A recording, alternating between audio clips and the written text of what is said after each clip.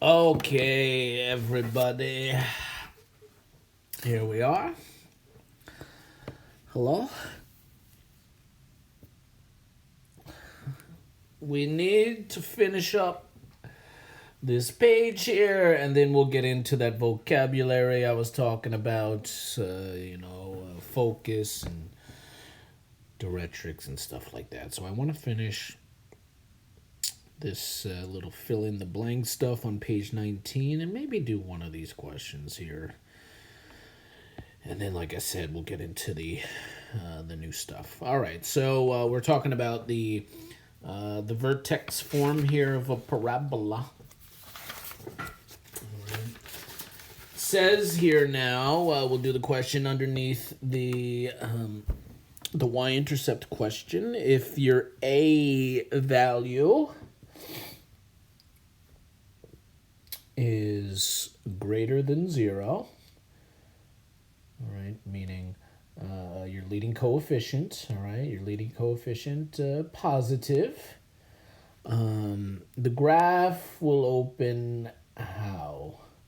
So remember, this is with the quadratic, people, all right? So if your leading coefficient is positive, remember, a positive leading coefficient with the quadratic, it's gonna look like that, right? The end behavior is going to be going to the infinities, right? On both arms, right, of the parabola. So it's gonna open. This is opening upward, right? This is an upward opening. Okay. And this graph here.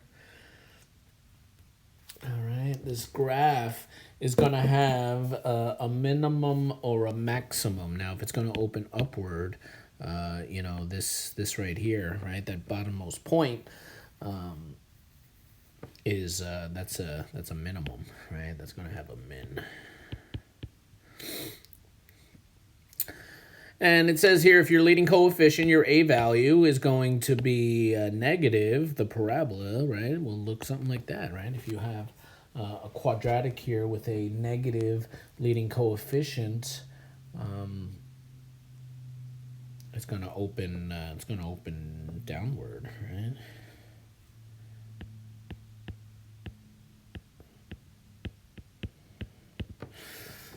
And that.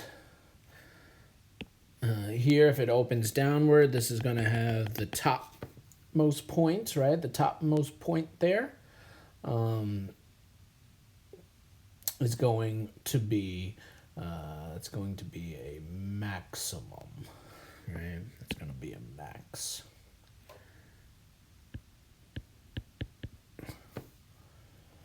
All right.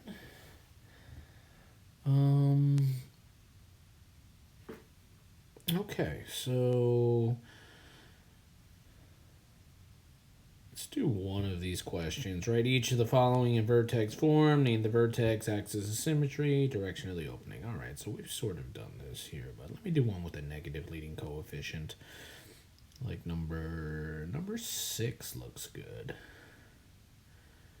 All right, let's do that. Number 6, people. Now remember to take here a quadratic that's in standard form and to put it in vertex form, right? Remember, it doesn't say it here, so now you got to understand that, we're going to need to use the process of completing the square, people. All right, to get from standard form here to vertex form. Now, if your leading coefficient is not 1, remember you need to divide through here both sides by the leading coefficient to get that leading coefficient to be 1. So, this is, I'm just going to rewrite this. F of x over negative 3 is going to equal now x squared minus 2x, right? 6 divided by negative 3, and then plus 1/3, right? It's a negative 1 over -3, right? So that's a positive 1/3.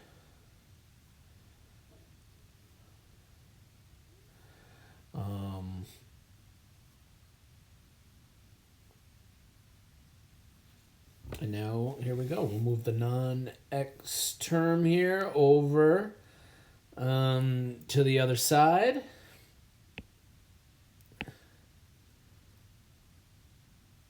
All right, so minus 1/3 here.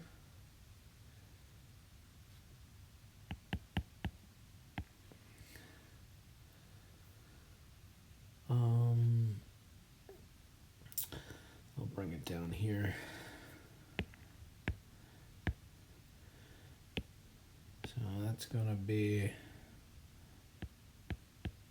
f of x over -3 minus 1/3 plus my space is going to equal x squared minus 2x plus the space.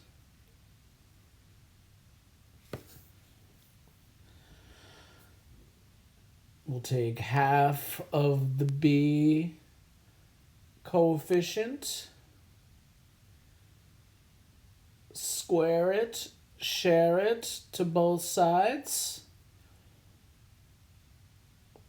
And so -2 over 2 squared, -1 squared, so 1 to both sides.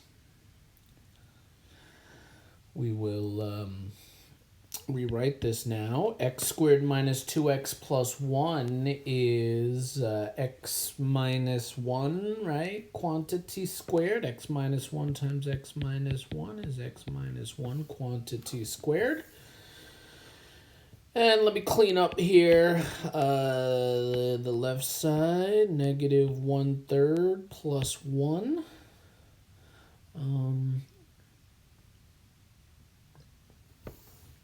Alright, so let me see here. I'll have f of x over -3. 1 I'll change to 3 over 3, right? Make that -1/3 plus 3/3 is plus 2/3 is going to equal x minus 1 squared.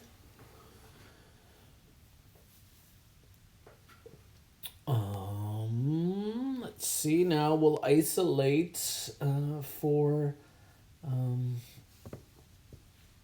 y, right? Minus 2/3 here. Let's see.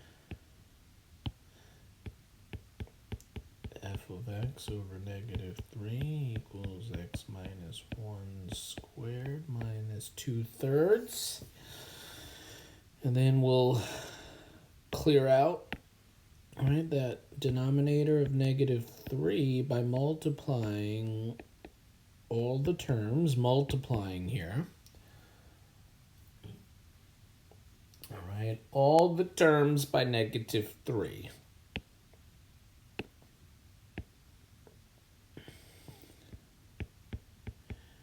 All right, so that'll be f of x is going to equal it's going to be -3 parentheses, right? I'm not actually going to multiply that, right? X minus 1 squared, because I want this in vertex form. So it's a -3 with a negative here, right? This negative and this negative getting multiplied. We'll go to a positive here, and then those 3's will knock out, right? This 3 and this 3 will go, and you're left with 2. Right? So there it is. That's vertex form, people. Right?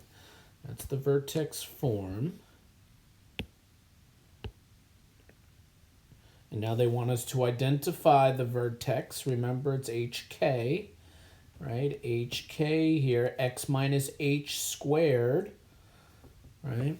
And also, you know, keep in mind, this is a transformation of x squared, right? That would shift to the right one, right? So that would make the vertex here 1, 2, right? Your vertex is HK.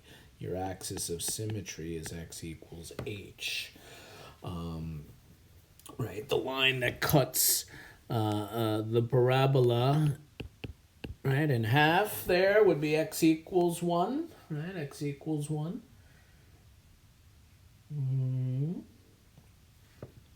And then this parabola is going to open, since it's a negative leading coefficient.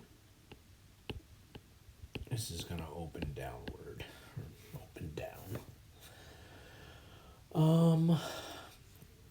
So yeah, all right. The axis of symmetry is the line that cuts the parabola in half. All right.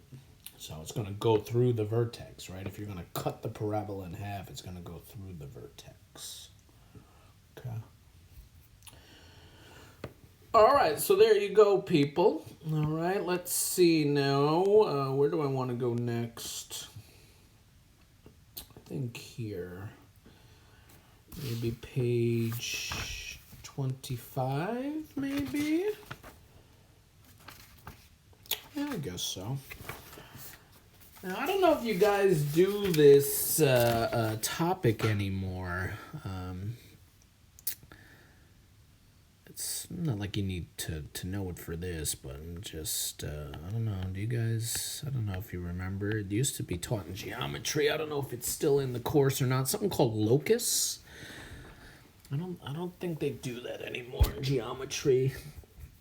There's a unit called locus. And locus basically is the set of all points that satisfies a given condition or conditions. That's what locus is. So, like, for example, if I give you 2 lines, let's say I give you that. 2 lines that are parallel. You know, I want you to, give me all of the points that are equidistant from these 2 lines, right? All of the points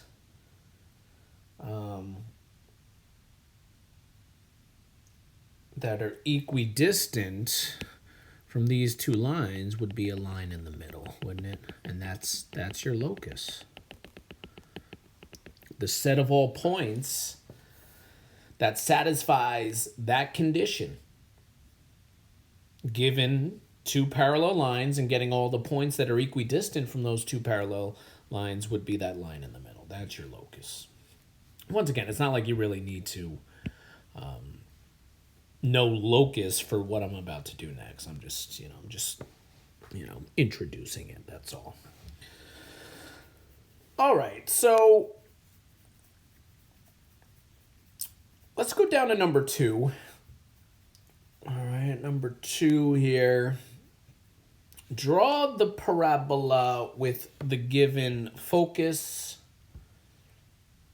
and directrix. Now, I need to go over here, right? There's the vocabulary, people. All right. So, the focus here is the point that's given to you. All right, so the focus is the given point, and the directrix here is the line that's given to you. All right, so like, up here in number 1, this point right here is your focus, and the line there, that's the directrix, that's all. All right. Now,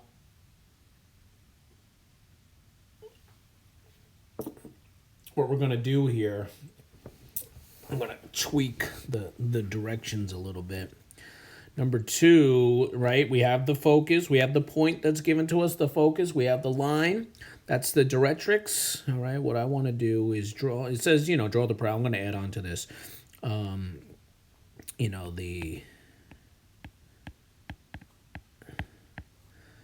set of points here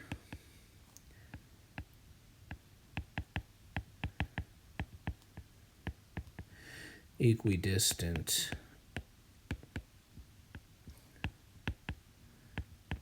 from the focus and directrix. All right, so I want all of the points here that are equidistant, the same distance, all right, away from the focus as it is to the directrix. All right, so, normally where to, most people go with the first point, all right, that's equidistant from both the focus and the directrix. They'll go halfway, right? They'll go right in the middle here between the focus and the directrix. So the distance that red point is from the focus is the same distance as that red point is from the directrix.